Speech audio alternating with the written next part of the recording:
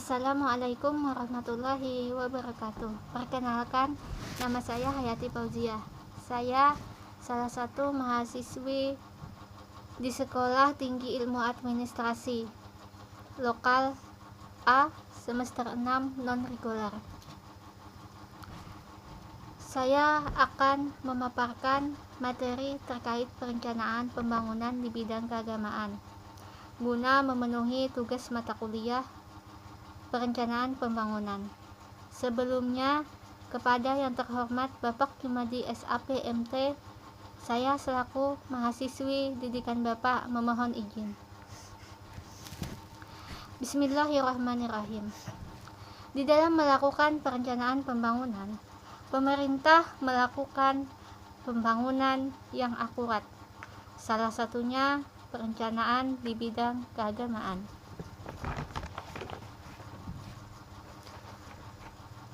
Pemerintah wajib melakukan perencanaan pembangunan sehingga terukur keberhasilannya. Tuntutan keterukuran pembangunan juga berlaku di bidang keagamaan. Sekalipun bidang keagamaan diakui lebih banyak hal yang bersifat non-teknis, karena bidang keagamaan menyangkut masalah privat, pilihan, dan kenyamanan pemeluk agamanya. Dalam perencanaan pembangunan di bidang keagamaan, terutama di negara kita, negara Indonesia, ada 3 masalah utama kehidupan di bidang ini. Pertama, terkait budi pekerti. Saat ini masih banyak praktik kehidupan pemeluk agama yang masih jauh dari akhlak ideal orang yang beragama.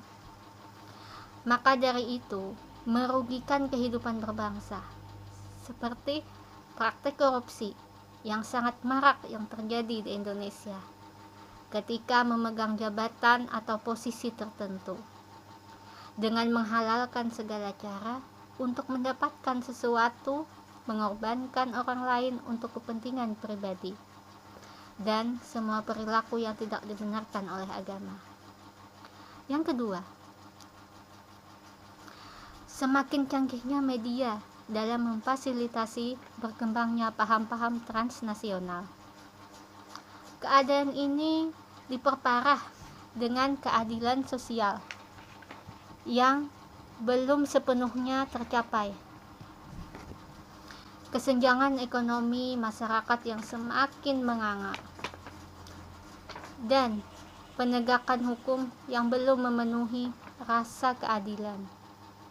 Hal demikian menyebabkan beberapa orang yang mengaku taat beragama merasa tidak salah melakukan sesuatu tindakan, baik itu anarkis atau atas nama agama, dengan sikap intoleran, radikal, bahkan teror. Yang ketiga, lemahnya daya saing umat beragama. Kesemarakan di bidang agama, seperti daftar antri gaji yang panjang, ditambah pada masa pandemi COVID yang terjadi saat ini. Umat masing-masing agama masih miskin kompetensi, apalagi daya saing. Pertumbuhan tinggi lembaga pendidikan agama dan lembaga pendidikan tinggi keagamaan ternyata belum berkolerasi kuat dengan pembentukan karakter anak bangsa. Akibatnya apa? Umat secara kolektif masih banyak yang tertinggal, menganggur, dan miskin. Terjadi kerusuhan di mana-mana. Adapun tujuan dibentuknya perencanaan pembangunan di bidang keagamaan, yakni agar terwujudnya masyarakat Indonesia yang taat beragama, maju, sejahtera, dan cerdas, serta saling menghormati antar pemeluk agama dalam kehidupan bermasyarakat, berbangsa, dan bernegara. Untuk mewujudkan tujuan pembangunan di bidang keagamaan tersebut, pemerintah melakukan pembinaan kerukunan melalui ketiga, lemahnya daya saing umat beragama. Kesemarakan di bidang agama seperti daftar antri haji yang makin panjang, ditambah masa pandemi COVID yang terjadi pada saat ini. Umat masing-masing agama masih miskin kompetensi, apalagi daya saing. Pertumbuhan tinggi lembaga pendidikan, agama dan lembaga pendidikan tingkat keagamaan ternyata belum berkolerasi kuat dengan pembentukan karakter anak bangsa. Akibatnya apa? Akibatnya umat secara kolektif masih banyak yang tertinggal, masih banyak yang menganggur, dan masih banyak yang miskin. Baiklah, adapun tujuan dibentuknya perencanaan pembangunan di bidang keagamaan, yakni agar terwujudnya masyarakat Indonesia yang beragama, yang taat, yang maju, yang sejahtera, dan cerdas, serta saling menghormati antara pemeluk agama dalam kehidupan bermasyarakat, berbangsa, dan bernegara.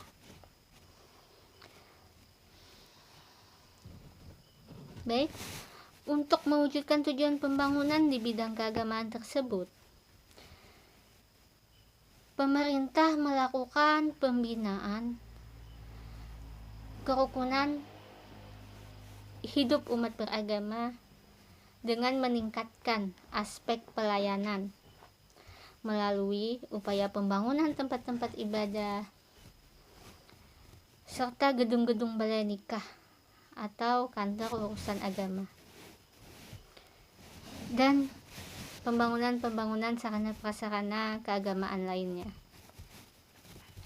Untuk meningkatkan pemahaman ajaran agama dengan melakukan bimbingan, penyuluhan, penerangan agama, dan pembinaan keluarga harmonis, serta pengaduan paket dakwah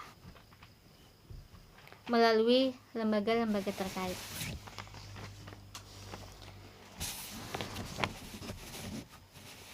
Lembaga pemerintah yang menangani di bidang keagamaan di Indonesia dipegang oleh Kementerian Agama.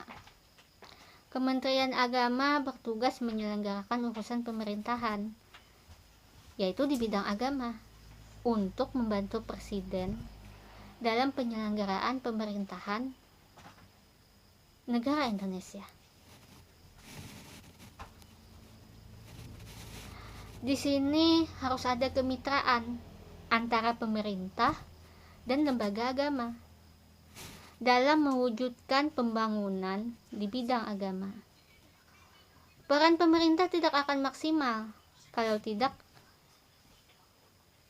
bergandengan tangan dengan lembaga-lembaga agama serta tokoh-tokoh agama yang ada di bawahnya. Semuanya akan tercapai bersama sehingga dapat mencapai visi dan misi dalam mewujudkan pembangunan di bidang keagamaan. Adapun contoh lembaga agama yang ada di Indonesia yang sangat berperan penting di dalam perencanaan pembangunan adalah Majelis Ulama Indonesia atau disebut dengan MUI. Lembaga agama ini berfungsi antara lain sebagai pedoman hidup, sebagai tuntutan prinsip benar dan salah, dan sebagai pedoman buat rekreasi atau hiburan. Contoh misalnya pada saat menjelang bulan Ramadan. Nah, dalam mencari sesuatu kepuasan batin yang melalui rekreasi dan hiburan, agar tidak melanggar suatu kaidah-kaidah agama di dalam hidup, maka harus mempunyai pedoman dan keyakinan agar lebih terarah dan mempunyai tujuan. Jadi kesimpulan dari materi yang saya telah berikan adalah dalam perencanaan pembangunan, lembaga-lembaga agama dan tokoh-tokoh agama sangatlah berperan penting guna mencapai pembangunan yang sesuai dengan visi dan misi suatu bangsa dan negara. Tidak luput juga dari kuatnya persatuan. serta saling memotivasi, saling membantu, dan saling bekerja sama. Terima kasih. Assalamualaikum warahmatullahi wabarakatuh.